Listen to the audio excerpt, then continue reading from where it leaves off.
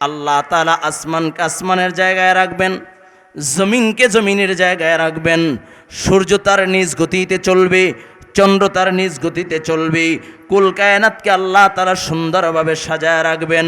আর এই জমিনের ভিতরে যখন একজন ইমানদার মুমিন থাকবে না, আল্লাহ আল্লাহ আল্লাহ বলনেওয়ালা একজন ইমানদার থাকবে না, আল্লাহ পাক রব্বুল আলামিন ইসরাফিলকে ডাক দিয়া বলবে, ইসরাফিল ইয়া আইয়ুহান নাস ইত্তাকু রাব্বাকুম ইন্না জালজালাতাস সাআতি শাইউন আযীম।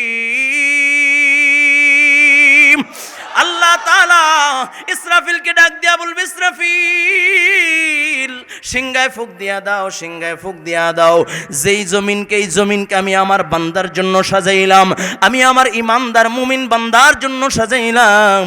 ও ইসরাফিল, এই জমিনে আর একজন ইমানদার নাই, আর এই জমিনও আমার আর প্রয়োজন নাই।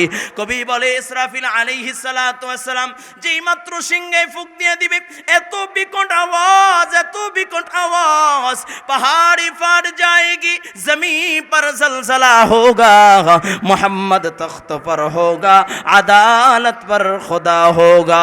पहाड़ी फट जाएगी, जमीन पर जलजला होगा, मोहम्मद तख्त पर होगा, अदालत पर खुदा होगा।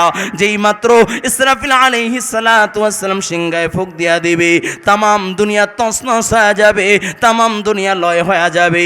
ও কলিজার যুবক, ও ইমানদার মুমিন আল্লাহর গোলাম, ভালো করে বুঝো, আল্লাহ পাক রব্বুল আলামিন তোমাকে ঈমানের মতো দৌলত দিয়েছে।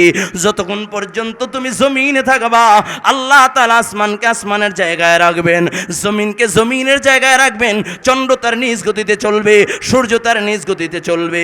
কিন্তু বড় আফসোস হয়, বার আক্রান্ত হৃদয় নিয়ে বলতে চাই, কিছু কিছু মানুষদেরকে যখন দেখি, আজকে আমার মালিককে ভুইলা, আজকে আমার রবকে ভুইলা, রবের জান্নাতকে ভুইলা আজকে দলের চামচামি করে আছে কি নাই?